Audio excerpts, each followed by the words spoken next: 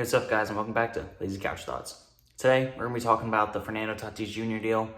I know it happened like last week, just kind of the nature of these things, but we'll kind of try and break it down. If you didn't see, Fernando Tatis Jr. signed a 14-year, 300 something, I think it was $340 million deal. I guess we could start from the Tatis side. I mean, awesome for him. He just got financial, he just had like generational wealth handed to him kind of overnight. It's the deal that every single baseball player dreams of. It's the third highest, it's the third most dollar amount to a deal in MLB history.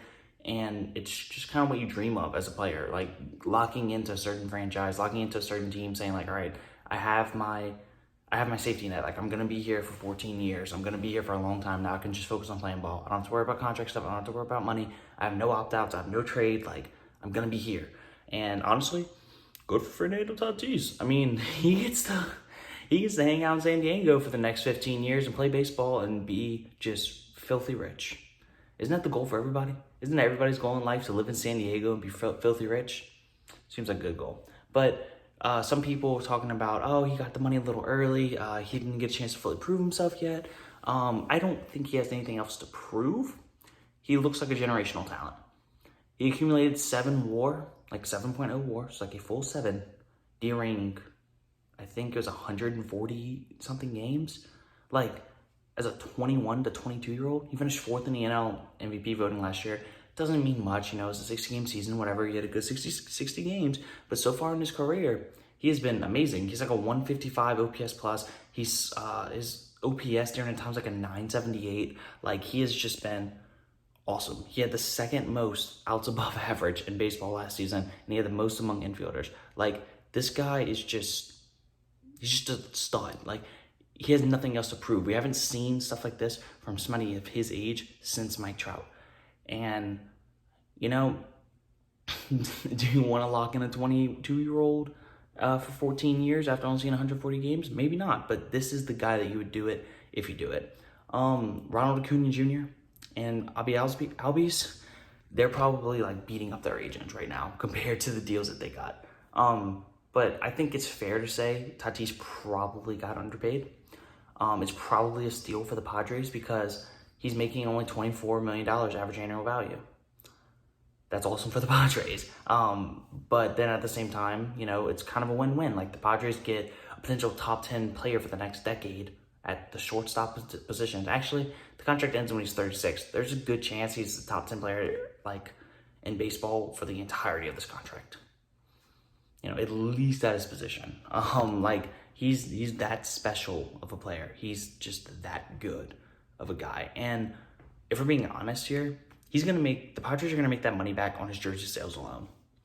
This is the type of guy that looks like he could be like the future face of baseball. I think we need to kind of start pushing that. I've been on that train saying he's the face of baseball because I'm trying to get it there. But this guy has the potential to be like the level of popularity that we haven't seen since Ken Griffey Jr. I really believe that because he has every single tool for it to happen. He's a great player, great personality. He's markable. He has a big smile. Like, he has fun playing the game. He breaks the unwritten rules. It's just like the type of guy who we should want being our face of our game. Look at the face of football right now. It's probably Patrick Mahomes. Look at the face of basketball last few years. It was like Steph Curry. And does it mean that they're necessarily the best player? No. Like, that's not what the face of baseball means.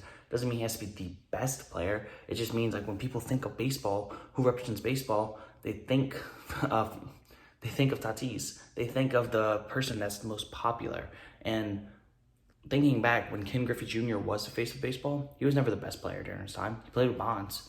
And then Derek Jeter never even close to the best player in his time. But he was still the face. And that's just kind of how it goes. Mike Trout's the best player in baseball. But if we're being honest, he's not that marketable. And he doesn't want to be. He doesn't have to be. He just wants to show up and play baseball. That's fine. But Tatis strikes me as the type of guy who wants to change the game. He wants to come in. He wants to grow the game. And he wants to just have fun while doing it.